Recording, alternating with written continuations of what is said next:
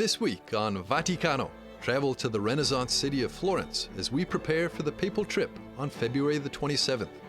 Learn about the legacy of a French cardinal known for his work in saving Jews during the Holocaust. Uncover Lenten traditions held in Rome as the Church gets ready for the 40-day journey to Easter. For this and more, Vaticano starts now.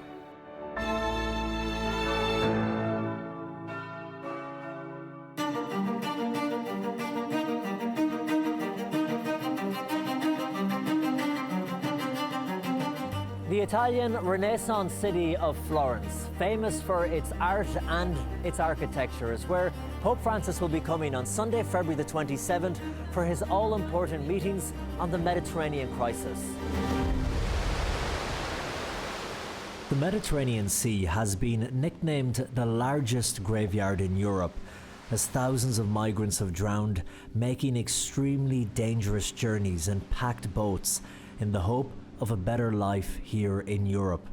It is estimated that 23,000 people have lost their lives since 2014. The bleakness of the situation is a stark contrast to the beauty you see everywhere in Florence. From the top of the 15th century Duomo, the city stretches out around you. This has become an iconic part of the Florentine skyline and one of the strongest symbols of faith and influence in the Catholic Church.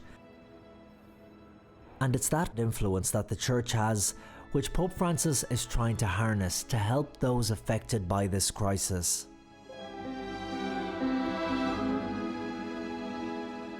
What do you think is the greatest emergency challenge facing the Mediterranean region now at the moment? Il problema climatico anzitutto. First of all, the climate problem. Then, the problem of social justice and the problem of the dignity of the human person. The problem it's not always respected. The problems of migration in the Mediterranean are so clear when we see the great tragedy of all those who have died at sea, trying to reach the northern shores of the Mediterranean. Le sponde nord del Mediterraneo stesso. A few minutes from the Basilica is Palazzo Vecchio, or Old Palace.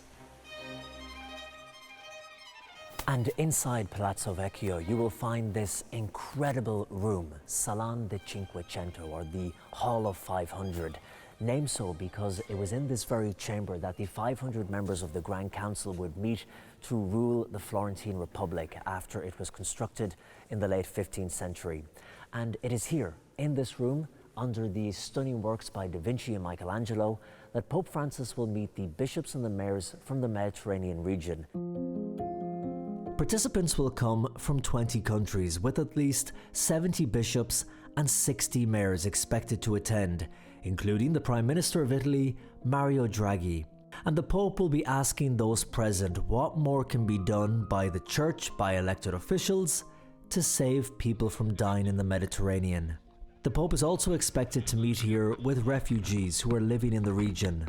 What is the Archdiocese doing to help refugees like that who have come here looking to start a new life? Che ospita molti profughi. We currently manage about 250 places for refugees and migrants. Some of these places are meant to organize the migrants when they first come off the boats. They are to help and to offer a warm welcome. On the other hand, we are there to help them integrate into society. The Pope reminds us how to welcome them and that we must integrate, so we are making a great effort to do this.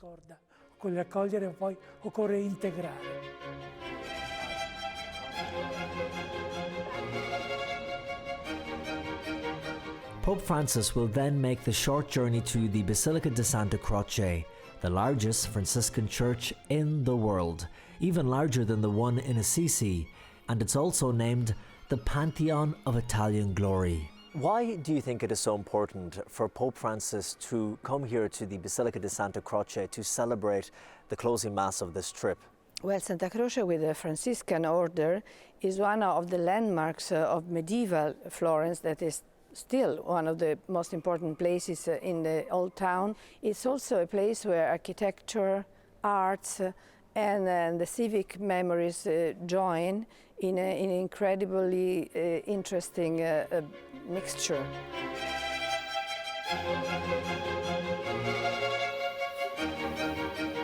And so Pope Francis will bring to a close his 5-hour trip to Florence by celebrating Mass at the Basilica di Santa Croce and then the Angelus here in the Piazza in front of it, where around 1,000 people will be permitted to attend because of COVID. Then he will make the short 1-hour trip by helicopter back to Vatican City in Rome. –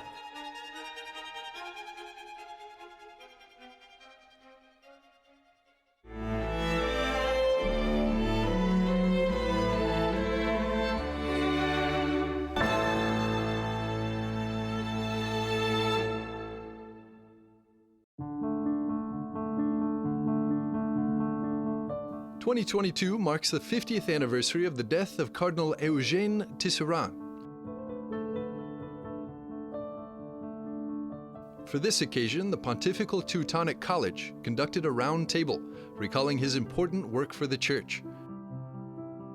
Cardinal Tisserant advised multiple popes, held high Vatican positions, and during the Second Vatican Council had a key leadership role as the chairman of the Council of the Presidency. During the period of the Second World War, the Cardinal used his high-ranking position to help many Jews escape persecution, making them employees in the Vatican, facilitating their visa process, and welcoming them into his home. Because of this commitment, in 2021, the Yad Vashem Institute of Jerusalem gave him the title Righteous Among the Nations. Cardinal Tisserant was born in Nancy, in northeast France, and was ordained a priest in 1907 at the age of 23.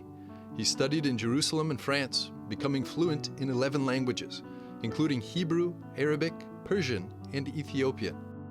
At the young age of 24, he became a curator of Oriental manuscripts at the Vatican Apostolic Library. He was named a cardinal in 1936 by Pope Pius XI and headed the then Congregation for Eastern Churches until 1959. The Round Table highlighted the intense intellectual, pastoral, and diplomatic work of the French cardinal and his contribution to the Universal Church.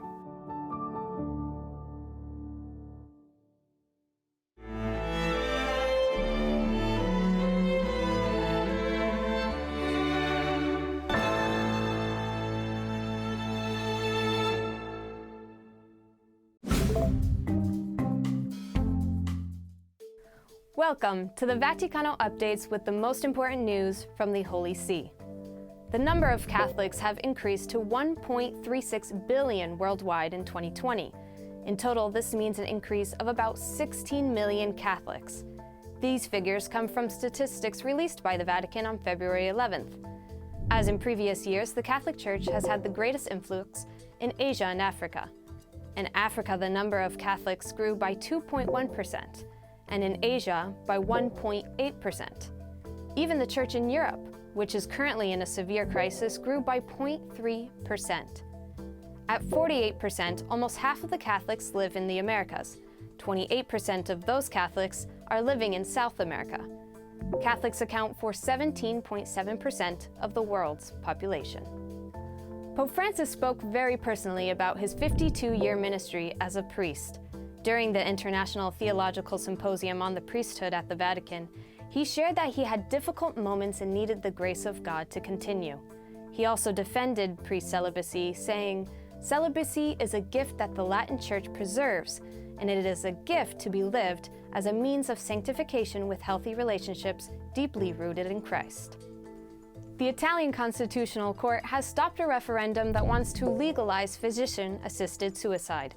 The justification given is that the legal protection of the weak and vulnerable is no longer adequately guaranteed.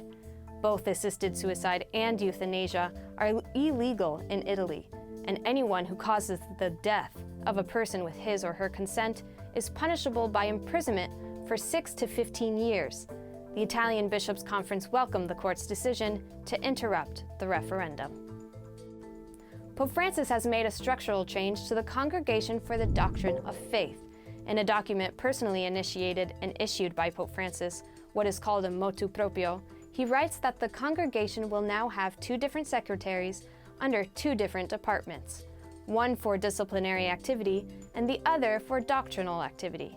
Pope Francis said that he wants to give more importance to the area of the teaching of the faith, which is fundamental to the promotion of it. At the same time, the disciplinary activity of the Congregation for the Doctrine of Faith is not to be restricted, as it is essential now, especially in dealing with abuse crisis. This year, Ash Wednesday falls on March 2nd, when the Church will start the annual 40-day period of Lent in preparation for Easter, which is this year will be celebrated on April 17th. Thank you for watching and enjoy the rest of Vaticano.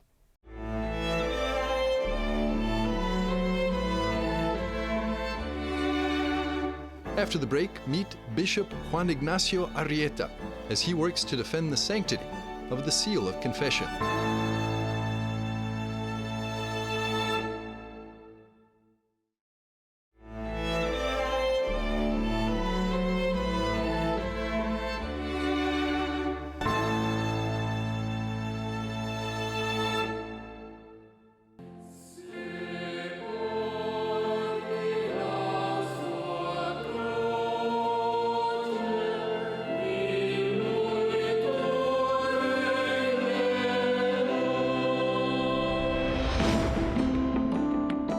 In recent years, there have been many attacks against the seal of the Sacrament of Confession.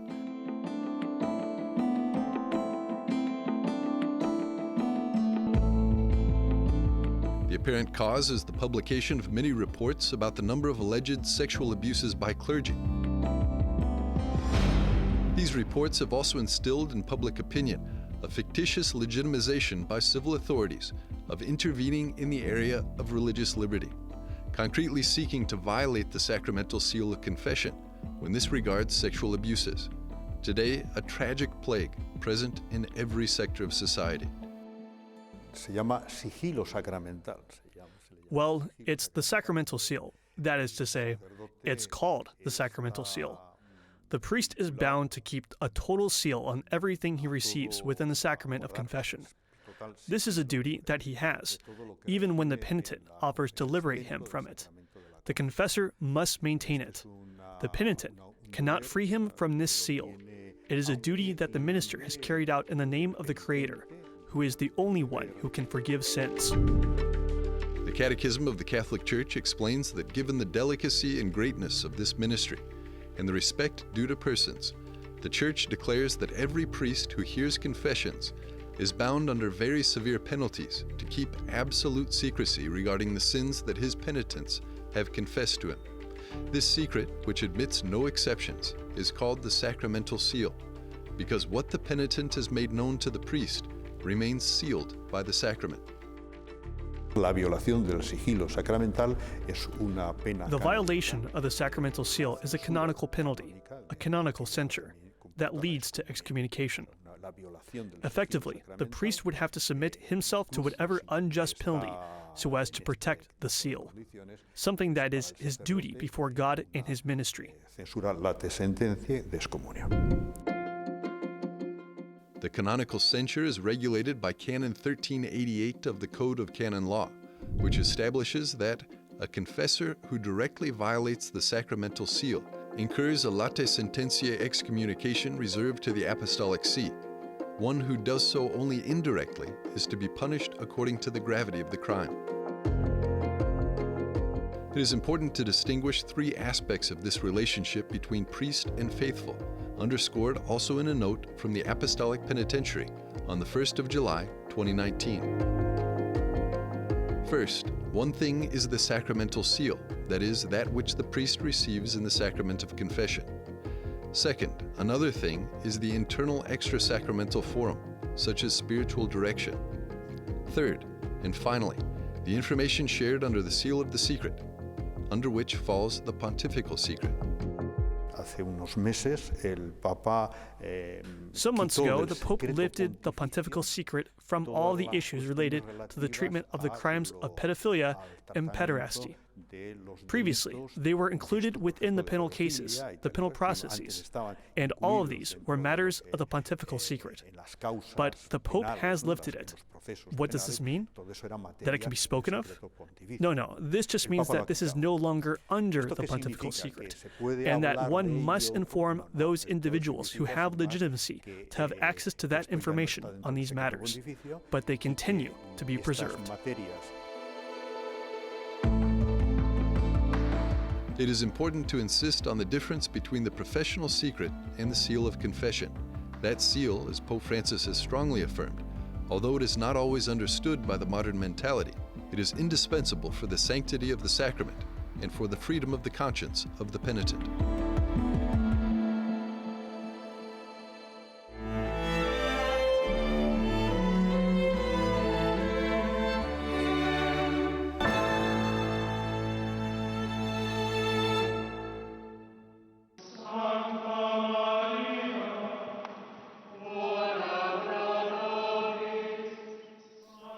Ash Wednesday marks the beginning of the 40-day period of spiritual preparation for Easter through prayer, fasting, and penance.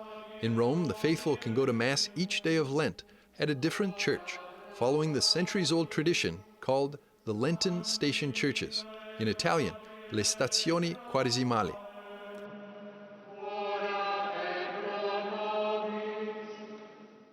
The first station church is the Basilica of St. Sabina on the Aventine Hill, where the Pope celebrates the Ash Wednesday liturgy. This Lenten tradition is accompanied by another one, called the Fioretto, or flower in English. Fioretto is a small sacrifice, which could be a good deed, a specific prayer, or what is popular among Italian children, giving up candy. You keep this Fioretto throughout Lent. Then once the church bells ring at 11 a.m. on Holy Saturday, announcing the end of Lent, you can see many children once again enjoying their candy. Cari fratelli e sorelle. Every year, the Holy Father publishes a Lenten message encouraging Catholics to prepare for Easter, not only outwardly through fasting, but also inwardly through prayer, sacrifice, and penance. The Pope himself gives an example to the faithful, and together with the Roman Curia, he spends a week in reflection, partaking in spiritual exercises.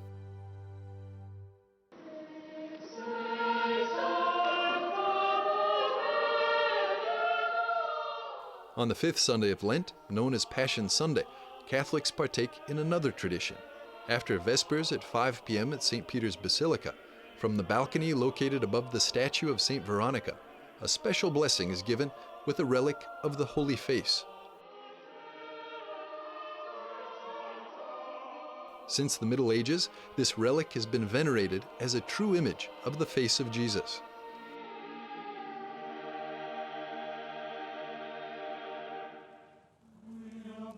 Lent in the Vatican reaches its peak with Holy Week celebrations, beginning this year on April the 11th, where the inner walkways of the Colosseum will be transformed into the Way of the Cross.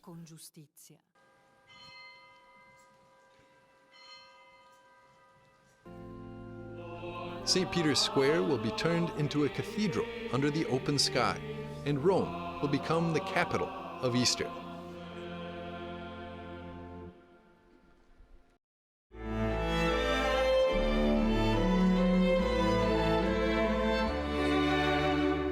When we return, join us in Florence and discover the beauty of this Renaissance city just days before the papal trip.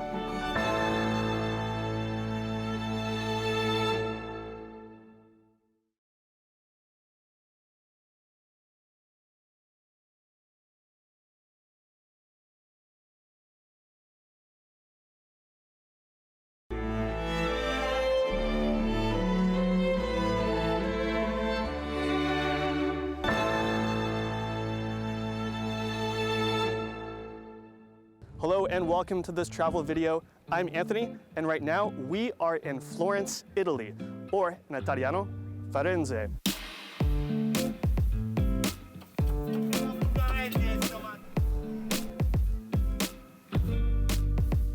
While Pope Francis is making his meetings, EWTN Travel is making a trip of our own to show you the key places where faith and beauty came together to start the Renaissance.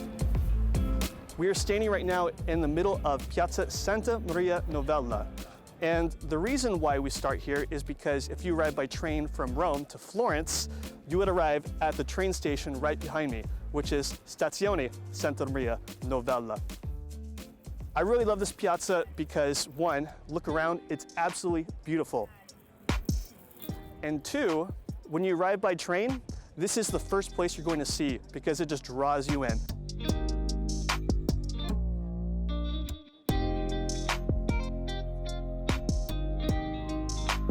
After starting at the train station, the piazza, and the church, we walk to 3 more places on our tour: Piazza della Repubblica, the Duomo, and the Basilica of San Lorenzo.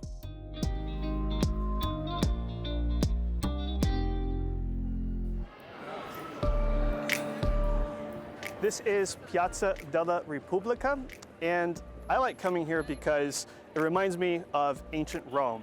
There's a sign right up there, and it tells you that this is the ancient center of the city. If you go to Rome, the ancient Roman Forum is in ruins, but here in Florence, they built over it and they used it to build, let's say, a new city, new life here.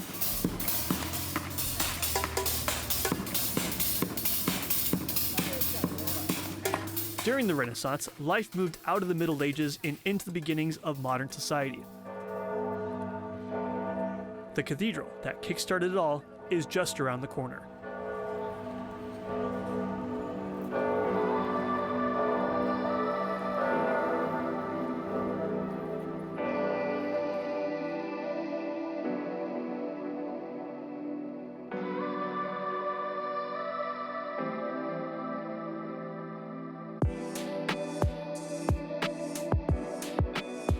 The Duomo's construction began in 1296 and was consecrated 140 years later by Pope Eugenius IV.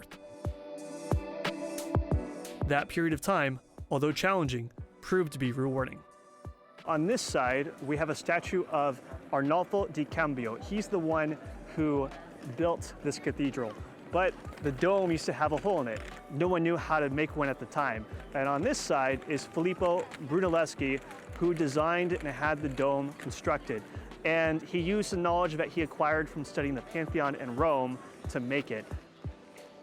It's a really, really beautiful structure. We're just here taking a look at it right now. And one of the things I really love about this dome is that, yes, Brunelleschi used the Pantheon as inspiration, but it doesn't look anything like the Pantheon whatsoever. It's completely different. It's kind of designed like an egg shape, and it's one dome inside of the other.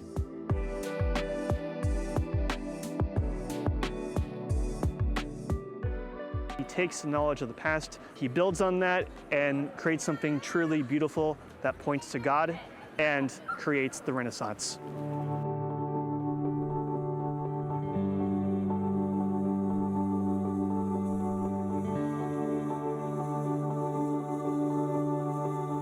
Near the Duomo is the oldest church in the city.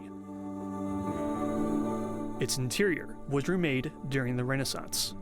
So we're inside the Basilica of San Lorenzo, and every time I'm here, I just gotta say, wow.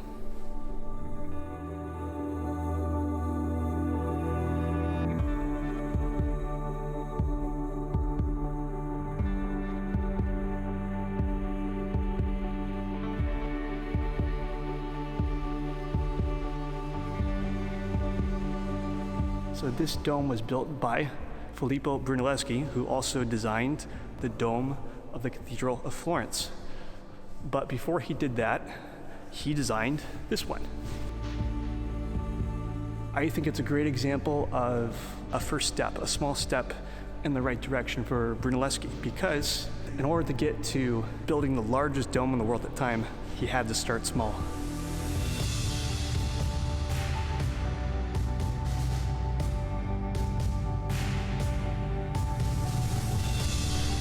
So we start here, we get the cupola, the dome of the Cathedral of Florence. Michelangelo draws inspiration from that, and he builds the dome at St. Peter's Basilica.